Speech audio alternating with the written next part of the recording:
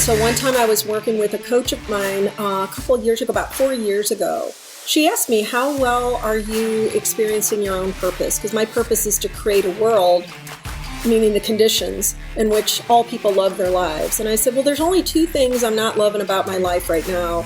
And one of them is I just want to lose some weight. But the other one is I can't stand prospecting for customers. And I feel like I'm expected to do that. I go and do all these keynotes and meet with lots of people. And I feel like I have to put it on myself to, find out who are the qualified leads.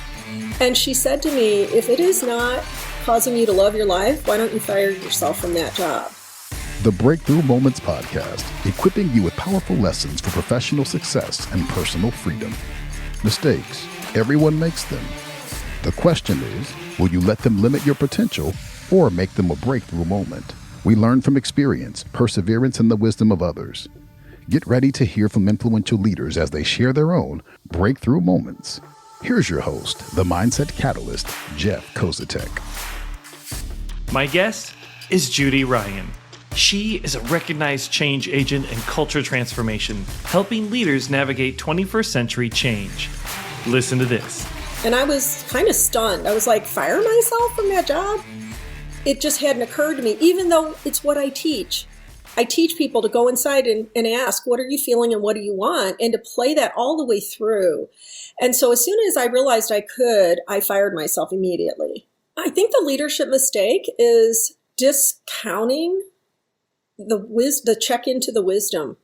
I can't even tell you how many times I have made decisions and regretted them because I knew better when I first thought about doing something.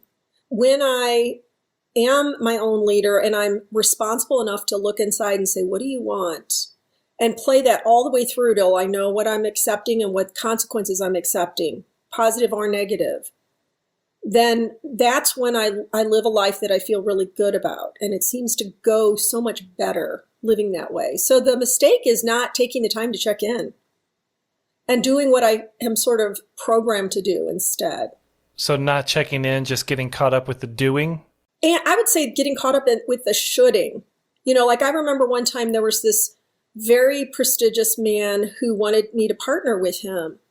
And I really wanted to make it work, but I knew from the very outset, he did not have the same level of respect for women that I wanted. And I kept kind of just pushing that away because of his credentials and his connections. And I knew, at one point I just need to move out of this situation because I had known it from the very beginning, but I ignored it. And I think that is the real leadership mistake most people make. When they really look back, wow, I didn't pay attention to what I knew was true. Didn't pay attention to what I knew was true. I didn't take time to check in. So it sounds like there's a certain level of gut or leading with intuition. I feel this, but I'm either not allowing myself to feel it, or I'm not stopping to ask myself if I feel it, or if I feel it, I'm not listening to it. I'm dismissing some aspect of it or debating. And even when we're in debate with ourselves, I know for me, I need to slow down. If I'm in debate with myself, I need to slow down and work that through, not just take the latest thing and debate it in my head.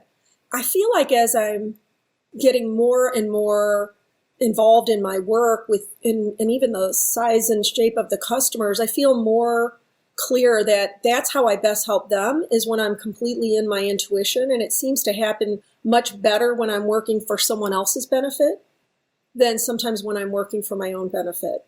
How did that impact your business, or how did that impact you by not checking in with yourself and not listening to your intuition? I will say for myself, it hurts me on all levels of my life because when something's out of alignment, it's sort of like having your back thrown out.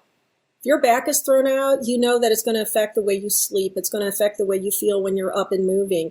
And I feel that same way about our leadership alignment being out of whack and how everything is connected. Like I remember I went on a date a couple of years ago, and this person was a superintendent of a school district, very intelligent, very interesting person. And he completely wined and dined me, got all the box seats and all this stuff. But by the end of the night, I could tell he was leading up to asking me for another date. And I said, hey, am I reading you right that you're leading up to asking me for another date? And he said, well, yes. And I said, I just want you to know you're an awesome person. I'm so grateful for everything you gave me tonight. But I can tell you right now, there's a thing missing between us that just won't work for me. It doesn't mean there's anything wrong with you. You're an awesome person. I can just tell there's something that I want in this that isn't there, but we don't really need to even talk about it. And he said, well, would you mind telling me? And I said, not at all, And I said, I lived a lot of my life feeling kind of invisible when I was growing up. And then I married a man whose family was they never really said, how are you and who are you and what's happening or any of that. And I said, I've just lived a lot of my life feeling invisible, and I know I don't want that anymore going forward. And I said, while you're a really, really interesting guy, you didn't ask me any questions, unlike Jeff Kozatek.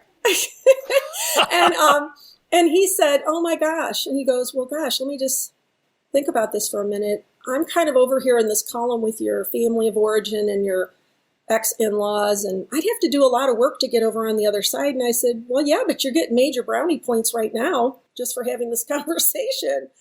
And he said, well, do you mind if I think about it? And I said, that's fine. And I left there on cloud 9 because what I realized is I can trust myself to be myself, and I don't have to rip anyone apart or disrespect anyone to tell the truth. And I think that's also part of leadership, is being yourself in a way that you don't close your heart, you don't go to anger and vengeance on people or judgment or criticism in order to have your own life. So I felt so good about that whole experience. And that was, even though that was a personal experience, that translated into how I was in my work, because I started to have the muscle memory of trusting myself. Oh, that's good. Thank you for sharing that. Get a handle on stress in the work-life balancing act. Jeff Kozatek, the Mindset Catalyst, empowers top performers to achieve more professional success and personal freedom. He will equip you with tools and the mindset to self-assess and course-correct through life's challenges. Jeff offers individual coaching for business owners as well as organizations who want to improve their communication and productivity culture. Imagine the future. Discover the possibilities. Take bold action. CoreAuthenticity.com. So if we were to take the next step, really clarify the lesson that you learned, going back to the conversation that you had with your coach, when you realized that you could fire yourself and it would be freeing, or as you realized that, what was the lesson that you took away from that experience? I think the biggest lesson, and this has got to be important to business owners and employees, is I felt that I gained optimal energy. It's all about how do you optimize the people that you have working for you, or how do you optimize yourself as the leader of an organization. You have to be giving yourself the healthiest type of experiences you possibly can. So that's the impact. Ask yourself, what am I feeling and what do I want? And listen to the answers to that and consider everything that could come of that until the answer is so clear to you that it's the final answer. And then you have an accountable ability to be accountable in your leadership. So now how have you taken that lesson and applied it moving forward? When I hire an intern or I hire like a marketing firm or a business consultant, I used to kind of give over my whole authority to them. I used to give over my power to them. And so now I feel like I hire slowly and fire quickly. So that means I take my time to realize, is this person a good fit? Is this customer even a good fit? I just had a friend call me the other day and say, we want to have you be a chapter in our book, because they're getting 30 women together to write a book. And I went inside and said, what are you feeling? What do you want? And it was, I don't want to do it. And it didn't even matter. I mean, I could give you all the reasons why, but I could feel it, even though I was so honored. And I wanted to do it from a place of, oh, you should do that.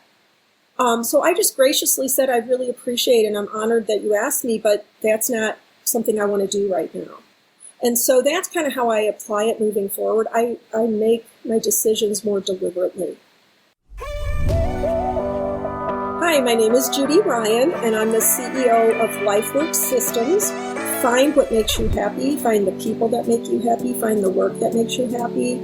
Do whatever you have to do that, because what it does is it creates an incredible amount of abundance within you to give to so many other people.